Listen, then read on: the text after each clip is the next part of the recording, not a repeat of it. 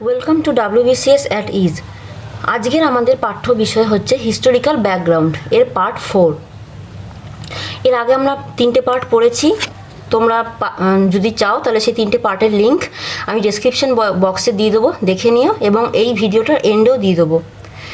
তোমরা যদি আগের 3টে পার্ট না দেখে থাকো তাও তোমরা এই পার্টটা বুঝতে পারবে, কিন্তু যদি তোমরা ওই 3টে পার্ট দেখে থাকো তাহলে তোমাদের বোঝাটা একটা নেক্সট লেভেলে চলে যাবে। আমি তোমাদেরকে সাজেস্ট করব তোমরা অবশ্যই ওই 3টে পার্ট দেখো, তারপরে এই 4 নম্বর পার্টটা দেখো, এতে তোমাদেরই বুঝতে সুবিধা হবে। আমার কথাটা শুনে একবার কাজটা করে দেখো, তোমরা উপকৃত হবে। আজকের আমাদের বিষয় হচ্ছে গভর্নমেন্ট অফ ইন্ডিয়া অ্যাক্ট 1919। আমি যে কথাগুলো বলবো এবং যেখানে যেখানে এই লেখাগুলোর উপর আমি পয়েন্ট করব সেই লেখাগুলো ভালো করে খেয়াল করো এবং কানে শোনো, তাহলে তোমাদের এই পড়াটা আগামী অনেক দিনের জন্য মনে থাকবে। দেখো, 1917 সালে ব্রিটিশ সরকার একটা ঘোষণা করে। কি ঘোষণা করে? যে ব্রিটিশ সরকার ঘোষণা করে যে আজকের থেকে ব্রিটিশ সরকারের লক্ষ্য হচ্ছে ভারতবর্ষে একটা রেসপন্সিবল গভর্নমেন্টকে এস্টাবলিশড করা, অর্থাৎ দায়িত্বপূর্ণ সরকারকে স্থাপন করা।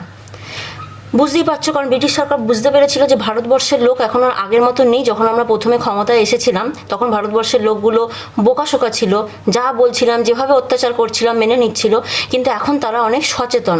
তারা আমাদের থেকেও বেশি সচেতন, এবং আমাদের যতটা নলেজ আছে হয়তো কোনো কোনো ভারতীয়দের তার থেকে বেশি নলেজ আছে। এটা তারা বুঝে গিয়ে এই ধরনের কথাগুলো বলতে শুরু করলো, যাতে 1857 সেই মহাবিদ্রোহের মতন আরেকটা বিদ্রোহের মোকাবিলা না করতে হয়। দেখো, এইভাবে এই রেসপন্সিবল গভর্নমেন্টকে এস্টাবলিশ করার জন্য ব্রিটিশ সরকার কি করলো, government of India act 1919 enact করলো। এবং এই পরীক্ষায় এই কোশ্চেনটা আসবে, কবে এনাক্ট হয়েছিল 1919, কিন্তু কবে কেম ইনটু ফোর্স, মানে কবে ওটা লাগু হয়েছিল 1921-এ। তাহলে আমরা জানলাম government of India act enact হয়েছিল 1919-এ এবং লাগু হওয়া শুরু হয়েছিল, মানে কেম ইনটু ফোর্স 1921-এ। দেখো, এই গভর্নমেন্ট অফ ইন্ডিয়া অ্যাক্ট 1919-এ একটা নাম আছে, মন্টেগু চেমসফোর্ড রিফর্মস অ্যাক্ট। এটা ভোলা যাবে না, ভুললে সেই আগের দিন যেমন বলেছিলাম যে মরলে মিন্টো রিফর্মস অ্যাক্ট 1909, ওটা ভুললে পাপ হয়ে যাবে। আর এটা ভুললেও পাপ হয়ে যাবে, কোনো মার্জনা করার জায়গা থাকবে না। মন্টেগু চেমসফোর্ড রিফর্মস অ্যাক্ট কাকে বলা হয়? গভর্নমেন্ট অফ ইন্ডিয়া 1919-কে। এটা মনে রাখার একটা শর্ট ট্রিক্স আমি বলে দিচ্ছি। দেখো, 1909 আর 1919 অঙ্কের দিক থেকে কোনটা ছোট সংখ্যা? 1909টা। আর অঙ্কের দিক থেকে কোনটা বড় সংখ্যা? 1919টা। মরলে মিন্টো ছোট ওয়ার্ড, মন্টেগু চেমসফোর্ড বড় ওয়ার্ড। ছোট ছোট জনের সঙ্গে থাকবে, বড় বড় জনের সঙ্গে থাকবে। ছোটকে মরলে মিন্টো সে কার সঙ্গে থাকবে? 1909 ছোট সংখ্যার সাথে। মন্টেগু চেমসফোর্ড বড় ও বড় সংখ্যার সঙ্গে থাকবে 1919। তাহলে আমাদের এটা পরীক্ষায় গণ্ডগোল হবে না। এবার আমরা আসছি এই গভর্নমেন্ট অফ ইন্ডিয়া অ্যাক্ট 1919-এর ফিচার্সগুলো কী কী, অর্থাৎ বৈশিষ্ট্যগুলো কি কি। এটা কি করেছিল? দেখো, আমরা জানি যে ডিসেন্ট্রালাইজেশন প্রসেসটা কিন্তু স্টার্ট হয়ে গেছিলো ভারতবর্ষে। সেন্ট্রালাইজ যে প্রসেসটা ছিল, যেটা 1973 সালে যার ভিত্তিপ্রস্তর, এবং 1773 সালে যার ভিত্তিপ্রস্তর, এবং 1833 সালে যে চূড়াতে পৌঁছে গেছিলো সেন্ট্রালাইজেশন অর্থাৎ কেন্দ্রীয়করণ, সেই কেন্দ্রীয়করণটা কিন্তু আস্তে আস্তে কমতে শুরু করেছিল। মানে ডিসেন্ট্রালাইজেশন প্রসেসটা অলরেডি স্টার্ট হয়ে গেছিলো। এবার আমার তোমাদের কাছে কোশ্চেন, কোন অ্যাক্টের মাধ্যমে ভারতবর্ষের ডিসেন্ট্রালাইজেশন প্রসেসটা শুরু হয়ে গিয়েছিল? এটা তোমরা কমেন্ট বক্সে আমাকে উত্তরটা জানাও। আমার আগের ভিডিওগুলো দেখলে তোমরা উত্তরটা সহজেই দিতে পারবে। দেখো, গভর্নমেন্ট অফ ইন্ডিয়া অ্যাক্ট 1919 এর মাধ্যমে ডিসেন্ট্রালাইজেশন প্রসেসটাকে আরও এক ধাপ এগিয়ে নিয়ে যাওয়া হলো। কি করা হলো? সেন্ট্রাল এবং প্রভিন্সিয়াল সাবজেক্টগুলোকে আলাদা করে দেওয়া হলো।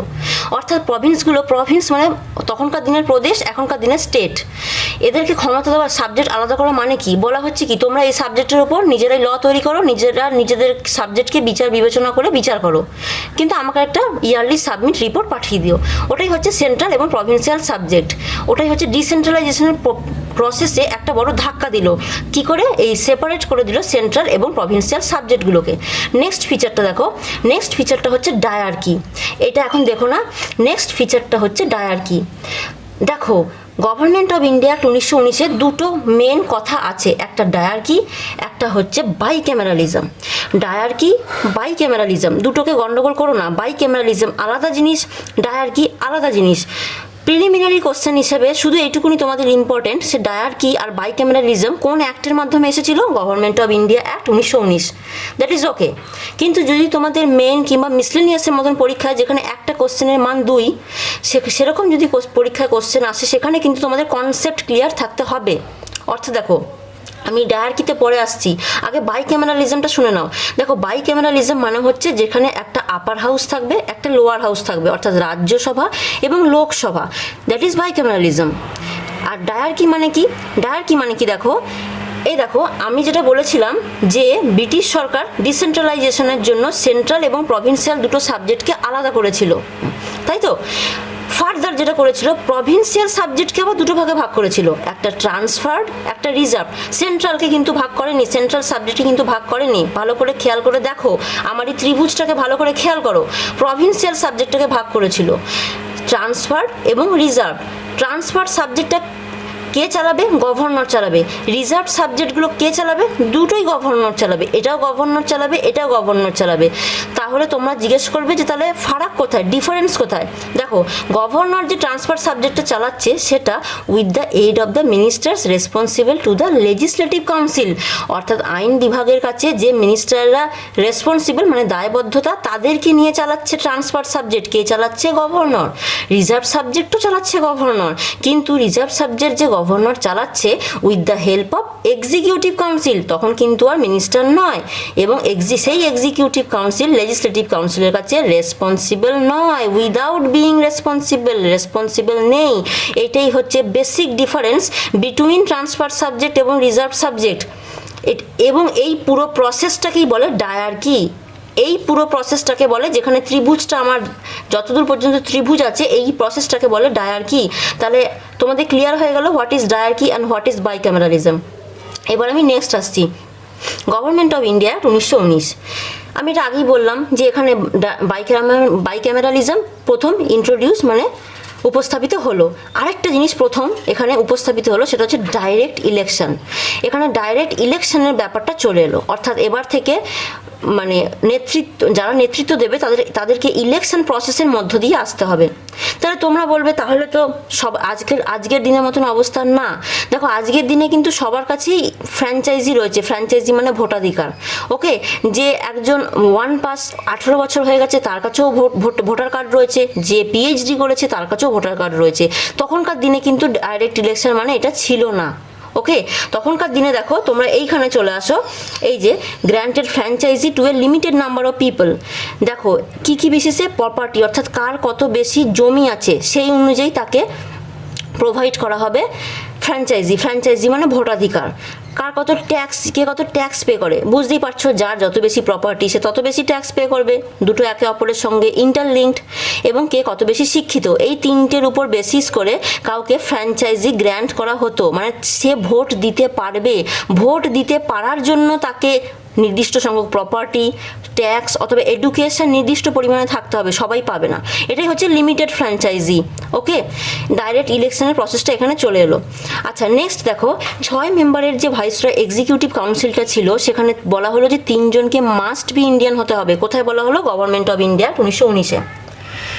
ওই 3 জন মেম্বারের মধ্যে বলা হলো যে 3 জন মেম্বার তো ইন্ডিয়ান হবে, কিন্তু কমান্ডার ইন চিফ কিন্তু ইন্ডিয়ান হবে না। সুতরাং এখান থেকে আমরা কি বুঝতে পারছি যে ব্রিটিশ সরকার ক্ষমতাটা সহজে ছাড়তে চাইছে না। কমান্ডার ইন চিফ মানে যে হেড, অবশ্যই সে কিন্তু একজন ব্রিটিশই থাকবে, কিন্তু বাকি 6 জনের মধ্যে 3 জন ইন্ডিয়ান হতে পারে। এটা বলা হলো গভর্নমেন্ট অফ ইন্ডিয়া 1919-এ। I hope I am clear. এইবার দেখো ইম্পর্টেন্ট, প্রত্যেকটা important, but this is the most important. Okay, দেখো এখানে বলা হলো যে কমিউনাল রিপ্রেজেন্টেশন, যেটা কবে এসেছিল? 1909 মর্লে মিন্টো রিফর্মসে। কি বলেছিল? যে মুসলিমরা মুসলিম ক্যান্ডিডেটকে ভোট দেবে। এইটা এখানে আরও বাড়ানো হলো স্টেপটা, যেমন ডিসেন্ট্রালাইজেশনের স্টেপটা বাড়ানো হয়েছিল, সেখানে সেরকম কমিউনাল রিপ্রেজেন্টেশনের স্টেপটাও আরেক ধাপ বাড়ানো হলো। বলা হলো যে এবার শুধু মুসলিম নয়, শিখ, ইন্ডিয়ান খ্রিস্টান, ইউরোপিয়ান এবং অ্যাংলো ইন্ডিয়ানরাও তাদের নিজেদের রেসপেক্টিভ ক্ষেত্রে ক্যান্ডিডেটকে ভোট দেবে। অর্থাৎ শিখরা ভোট দেবে কোনো শিখ ক্যান্ডিডেটকে, ইন্ডিয়ান খ্রিস্টানরা ভোট দেবে কোনো ইন্ডিয়ান খ্রিস্টান ক্যান্ডিডেটকে, সো অন। ওকে, এইভাবেই ভোটিং সিস্টেমটা হবে।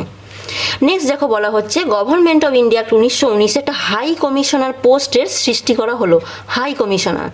কিন্তু কোশ্চেনটা আসবে এইটা যে হাই কমিশনার যে পোস্টটা সৃষ্টি করা হয়েছিল, পোস্টটা কোথায়? ইন্ডিয়াতে না লন্ডনে? পোস্টটা কিন্তু লন্ডনে, ফর ইন্ডিয়া ইন লন্ডন। অর্থাৎ হাই কমিশনার কিন্তু বসেছিল লন্ডনে, ইন্ডিয়ার হয়ে যে কথা বলতো, মানে ইন্ডিয়ার যে কাজকর্মগুলো হচ্ছে সেগুলো লন্ডনে জানাতো। তাই হাই কমিশনের পোস্টটা কোথায় ছিল? লন্ডনে, ফর ইন্ডিয়া, ইন্ডিয়ার জন্য গঠন করা হয়েছিল। নেক্সট চলে আসছি আমি, এস্টাবলিশমেন্ট হবে পাবলিক সার্ভিস কমিশন। একটা পাবলিক সার্ভিস কমিশন এস্টাবলিশড হলো, যার উপর ভিত্তি করে 1926 সালে central public service commission established হয়েছিল। 1926 সালে central public service commission, CPSC, central public service commission, এই কমিশনের ভিত্তি করে এস্টাবলিশড হয়েছিল। নেক্সট দেখো আমি আসছি, separate for the first time provincial budget এবং সেন্ট্রাল বাজেট। যে বাজেট সিস্টেমটা উঠে এসেছিল না, সেই বাজেট সিস্টেমটা শুধু তোমার সেন্ট্রাল লেজিসলেচারে ছিল, কিন্তু সেই বাজেট সিস্টেমটাকে আরও দুভাগে ভাগ করলো। প্রভিন্সিয়াল মানে যারা প্রদেশ অর্থাৎ বর্তমানে স্টেট, এবং সেন্ট্রাল কেন্দ্র, অর্থাৎ বুঝতেই পারছো ডিসেন্ট্রালাইজেশন প্রসেসটাকে আরও এগিয়ে নিয়ে যাওয়া হচ্ছে। আমি এবারে নেক্সট ফিচারে আসছি, গভর্নমেন্ট অফ ইন্ডিয়া 1919-এর। সেখানে একটা স্ট্যাচুটরি কমিশন, এটা লাস্ট ফিচার, ভালো করে মন দিয়ে শোনো। একটা স্ট্যাচুটরি কমিশন গঠনের কথা বলা হলো, স্ট্যাচুটরি কমিশন কি বলা হলো? কেন এই কমিশনটা গঠন করা হবে? এই কারণেই যে এই যে গভর্নমেন্ট অফ ইন্ডিয়া অ্যাক্ট 1919-এ যে সমস্ত ব্যাপারগুলো এবং কথাগুলো বলা হলো, এগুলো সঠিকভাবে ইমপ্লিমেন্ট হয়েছে কিনা, এবং ইমপ্লিমেন্ট হওয়ার পর ভারতবর্ষে এর ইমপ্লিমেন্টেশনে কীরকম কাজকর্ম চলছে তার একটা রিপোর্ট পেশ করার জন্য বলা হলো 10 বছর পর একটা স্ট্যাচুটরি কমিশন গঠন করা হবে। এবং ঠিক এই কারণেই এই স্ট্যাটুটরি কমিশন গঠন করার জন্যই ঠিক 1927 সালের নভেম্বর মাসে সাইমন কমিশন গঠন করা হলো। 7জন মেম্বারের দেখো স্ট্যাটুটরি কমিশন, যেটা কিন্তু 1919 সালের গভর্নমেন্ট অফ ইন্ডিয়া অ্যাক্টে বলা হলো যে স্ট্যাটুটরি কমিশন গঠন করা হবে। সেটা 1919 সালে বলা হয়েছিল, সেটা 1927 সালে ওই কমিশনের কথা অনুযায়ী একটা 7জন মেম্বারের সাইমন কমিশন গঠন করা হলো, যে এবার রিপোর্ট দেবে যে 1919 সালের গভর্নমেন্ট অফ ইন্ডিয়া অ্যাক্টটা কীরকমভাবে কাজ করছে ভারতে। আশা করি আই এম ক্লিয়ার, এবং তোমরা বুঝতে পেরেছো যে এরা প্রত্যেকে একে অপরের সঙ্গে ইন্টারলিঙ্ক, একটা চেন সিস্টেমে কাজ করছে। অর্থাৎ 1919 সালে বলা হলো যে একটা স্ট্যাচুটরি কমিশন গঠন করা হবে। 1919 সালের একটা ভারতবর্ষে কী অনুযায়ী কাজ করছে সেটা দেখার জন্য তার উপর ভিত্তি করে একটা 7জন মেম্বারের স্ট্যাচুটরি কমিশন 1927 সালে জন সাইমনের নেতৃত্বে গঠন করা হলো, তাই জন্য সাইমন কমিশন। এই রিপোর্টটা পেশ করে ইন্ডিয়ার condition under it's new constitution, নতুন কনস্টিটিউশনের আন্ডারে ইন্ডিয়া কেমনভাবে কাজ করছে তার উপর এই সাইমন কমিশনের রিপোর্ট পেশ করে। আচ্ছা, এই সাইমন কমিশনকে ইতিহাসের দিক থেকে জেনে রাখো, ভারতবর্ষের প্রত্যেকটা পার্টি বয়কট করেছিল। কারণ হিসেবে তারা দেখিয়েছিল, ভারতবর্ষের পার্টি, ইন্ডিয়ান পার্টিস যারা বয়কট করেছিল সেই মুহূর্তে সাইমন কমিশনকে, কারণ হিসেবে দেখিয়েছিল যে এটা ছিল অল ওয়্যার ব্রিটিশ, তারা প্রত্যেকেই ব্রিটিশ ছিল, একজন ভারতীয় ওখানে ছিল না। তাহলে যেখানে একজন ভারতীয় নেই সেখানে আমরা কেন ওদের কথা শুনবো? ভারতীয়রাই তো ভারতীয়দের সমস্যা, দুঃখ, দুর্দশা সেগুলো ভালো করে বুঝতে পারবে। একজন ব্রিটিশ যতটা বুঝতে পারবে তার থেকে বেশি ভালো করে বুঝতে পারবে। তাই একজন কি দুজন ভারতীয় মেম্বারের তো প্রয়োজন ছিল, কিন্তু একজনও ছিল না, 7জনের মধ্যে 7জনই ব্রিটিশ ছিল। এই কারণে ভারতবর্ষের সবকটা পার্টি সাইমন কমিশন বয়কট করেছে। I hope I am clear. দেখো এবারে নেক্সট কোশ্চেন পরীক্ষা ডাইরেক্ট তুলবে, সাইমন কমিশন কবে রিপোর্ট পেশ করে? সাইমন কমিশনের রিপোর্ট পেশ করে 1930। 1927 সালে স্ট্যাটুটরি কমিশনটা গঠন হয়, রিপোর্ট পেশ করে। যদি বলে রিপোর্ট পেশ, সাবমিটেড ইটস রিপোর্ট, বাংলায় থাকবে রিপোর্ট পেশ, উত্তরটা হয়ে যাবে 1930। 1927 করলে তখন ভুল হয়ে যাবে। 1927-এ কমিশনটা গঠন হয়েছিল, রিপোর্ট পেশ করেছিল 1930। নেক্সট আমি চলে যাচ্ছি সাইমন কমিশনের নেক্সট ফিচারে আমি চলে যাচ্ছি, যে এই সাইমন কমিশনের যে প্রপোজালগুলো দেওয়া হয়েছিল, ভারতীয়রা তো বয়কট করেছিল, কিন্তু কমিশন তো তার প্রপোজাল দিয়ে গেছিলো। সেই কমিশনের প্রপোজালের ভিত্তি করে ব্রিটিশ গভর্নমেন্ট 3টে রাউন্ড টেবিল কনফারেন্স করেছিল, 1930, 1931, 1932। এই 3 সালে 3টে রাউন্ড টেবিল কনফারেন্স ওখানে হয়েছিল ব্রিটেনে। কিসের রিপোর্টের উপর ভিত্তি করে? সাইমন কমিশনের রিপোর্টের উপর ভিত্তি করে। এক্সামে যদি কোশ্চেন আসে 3টে রাউন্ড টেবিল কনফারেন্স কোন কমিশনের রিপোর্টের উপর ভিত্তি করে হয়েছিল, উত্তরটা হয়ে যাবে সাইমন কমিশনের রিপোর্টের উপর ভিত্তি করে। দেখো এই রিপোর্টে এই যে 3টে রাউন্ড টেবিল কনফারেন্স যে চলেছিল, সেখানে যে আলাপ আলোচনা চলেছিল, সেই আলাপ আলোচনার ভিত্তি করে আবার হোয়াইট পেপার এসেছিল কনস্টিটিউশনাল রিফর্মসে, ইন্ডিয়ার কনস্টিটিউশনাল রিফর্মসের জন্য হোয়াইট পেপার এসেছিল। যদি বলে হোয়াইট পেপার কবে এসেছিল, 3টে রাউন্ড টেবিল কনফারেন্সের যে আলাপ আলোচনা চলেছিল তার উপর ভিত্তি করে white paper on constitutional reforms এসেছিল। এবং এই রিপোর্ট এই যে হোয়াইট পেপার কনস্টিটিউশনাল রিপোর্ট, এটা পেশ করা হয়েছিল ইংল্যান্ডের পার্লামেন্টে জয়েন্ট সিলেক্ট কমিটির কাছে। এই হোয়াইট পেপারের রিপোর্ট পেশ করা হয়েছিল ইংল্যান্ডের পার্লামেন্টের জয়েন্ট সিলেক্ট কমিটির কাছে। এবং এই জয়েন্ট সিলেক্ট কমিটি এই white paper on constitutional reforms এটা দেখে যে রিপোর্টটা পেশ করে, সেই রেকমেন্ডেশনের উপর ভিত্তি করে আবার হয় government of India act 1935। I hope I am clear. এবং এর পরের ভিডিওতে আসতে চলেছে গভর্নমেন্ট অফ ইন্ডিয়া অ্যাক্ট 1935। ভিডিওটা দেখে তোমরা অবশ্যই সাবস্ক্রাইব করো এবং একটা লাইক করে দিও। আমি এই ধরনের ভিডিও আরও ভবিষ্যতে আনতে চলেছি। Thank you.